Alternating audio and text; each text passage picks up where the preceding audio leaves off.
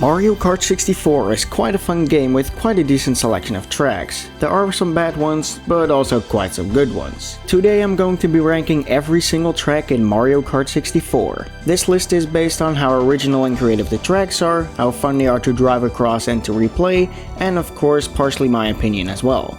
So without further ado, let's get started. 16. Luigi Raceway. It isn't really shocking to see the first track in the game be the worst one. There's just nothing interesting in this track. I would even argue it's really dull even for the first track in the Mario Kart game. The tunnel halfway through the track is nice, but it doesn't add anything to the layout itself. And when the entire track is just a straight line with a few turns here and there, it makes it very boring overall. The big hot air balloon is quite nice and can even give you an item, but that doesn't save this track from being quite bad overall. 15. Mario Raceway. It's Luigi Raceway, but only slightly better. The layout of the track has improved, since it has a lot more turns and isn't as basic as Luigi Raceway. The environment also looks much better in my opinion, and there's even a giant pipe which you drive through, which is quite cool. There's also some piranha plants here and there which are released to avoid, but nonetheless add a lot more depth and a bit of challenge to the track. There's even a big podium with a crowd at the beginning of the track, which is a nice addition. In the end though, Mario Raceway is still a very basic track with little to nothing actually interesting. And the fact that this is the last course of the Flower Cup instead of, well, I don't know, the first one makes it even weirder. 14. Wario Stadium. I am definitely gonna upset a lot of people when I say Wario Stadium is actually one of the worst tracks in the game. Sure, there are a lot of hills and bumps, a big TV, and a giant wall with Wario's face all over it, but that's about it for all the positive stuff. The first major problem is that one lap of this track can take up to more than a minute and a half, which is just ridiculous, especially when the track is just very boring. And yes, I just said that. There might be a lot of bumps everywhere, but the entire track is virtually just one big boring lap with not even a single obstacle to be found anywhere. If the track wasn't so long, I might have forgiven it, but the fact that it's both boring and long makes it one of the worst tracks in the game, and it doesn't hold up well at all. 13. Royal Raceway. This track is basically Mario Raceway, but it has a different layout and looks a little bit nicer. There are still piranha plants in this track, but again don't pose any threat since they're literally on the side of the road. There's also a giant jump near the end of the track, which definitely adds to the fun factor a little bit. You can also spot Peach's castle in the background and even drive up to it, which doesn't actually have a purpose, but it's quite cool. However, this track is once again very basic, and even with all these little things, it's still quite boring.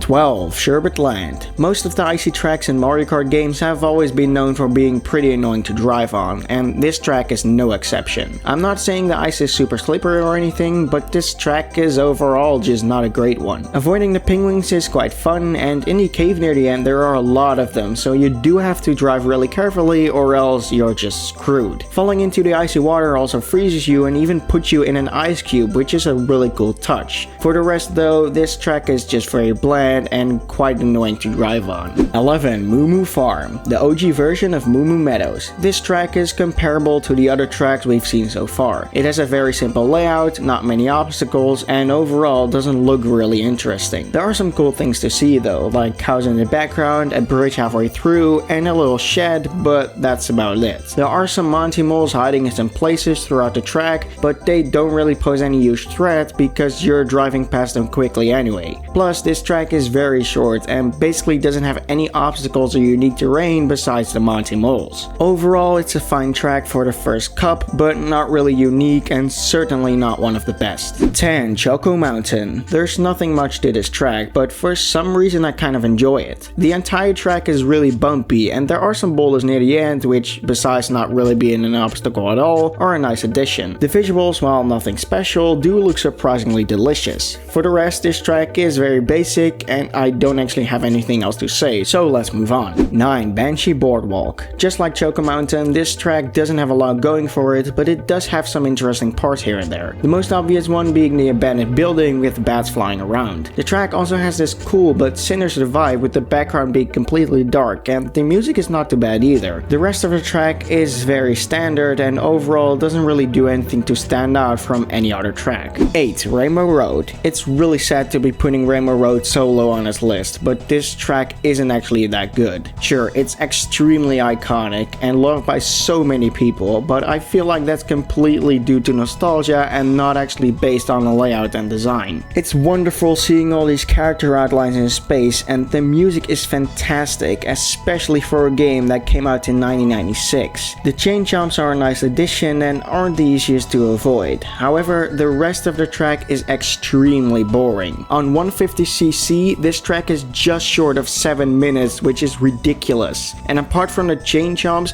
there are no other enemies or obstacles to be found, and even the chain jumps are predictable. Not only that, but the entire track also has guardrails all around it, making it essentially impossible to ever fall off the track. This track sure is classic, but in terms of a Rainbow Road track, it is actually really bad. 7. Frappe Snowland. Again, just like Choco Mountain and Banshee Boardwalk, this track is quite basic. There's a couple of turns here and there, a large open area with a lot of snowmen in the way, and a tall glacier which you drive next to. I also really like the big icy statues of Mario and Yoshi. They set the vibe of this track really well. The music is also really nice and the atmosphere is not bad either. Those facts aside though, this track is very basic. Even with the large snowman field midway through, there just isn't a lot to see in this track. 6. Koopa Troopa Beach. This track got the real vibes. Koopa Troopa Beach takes place on, well, a beach, and that can lead to some pretty interesting mechanics. The most obvious one being the tidal water. This water can be driven through if careful, but can also cause you to trip up and lose all your speed, which is weird but quite cool. There's also some crabs at the end, which are really easy to avoid, but do add some charm to the track. There's also a shortcut halfway through, which I've never really managed to go through, but it's a nice addition. Overall, this track is quite decent, but nothing special. 5. DKs Jungle Parkway, the almighty jungle. The biggest highlight of this track is obviously the giant ramp near the beginning, but the rest of the track isn't that bad either. Plus, the giant ship just makes it even better. There's also a narrow bridge near the end and a dark cave, which I really enjoy. Something about this track just makes it feel so desolate, and I really like that. For the rest, this track is pretty generic, but it's not bad. 4. Calimari Desert. For some reason, I really adore this track. I think it's just because of the beautiful music and the gorgeous sunset, and of course the train as well. This track might seem basic at first, but then you see the train coming towards you and actually cross the road, forcing you to stop.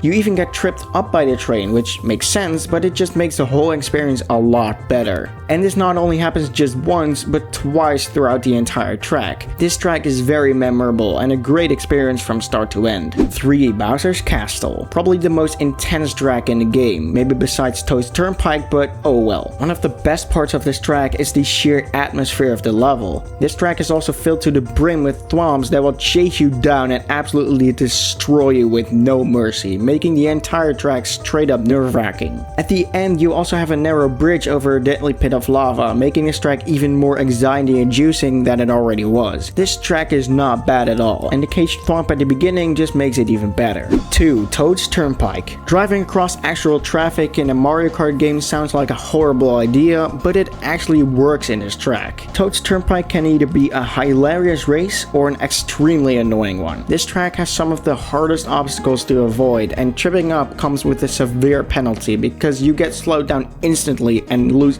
any momentum you may have had. While this course may look relatively simple at first, anyone who's ever played it knows that it couldn't be any further from the truth, and that's why it's so fun. And number 1 is Yoshi Valley. This really comes with no major surprise, as this is a track with by far the best layout in the game. The fact I'm putting this track at number 1 might partially be because of novelty, but still, this track is one of the best in the game. The mystery of not knowing which position you are in is really cool and adds so much to the fun factor of this track. Couple that with the abundance of routes you can take and the upbeat music, and you've got yourself one amazing track, and in my opinion, the best in the game. Alright, but I think that's enough for this video. Let me know what your favorite and least favorite tracks are in the comments. Thank you so much for watching. I hope you enjoyed it, and I hope to see you in the next video. Goodbye.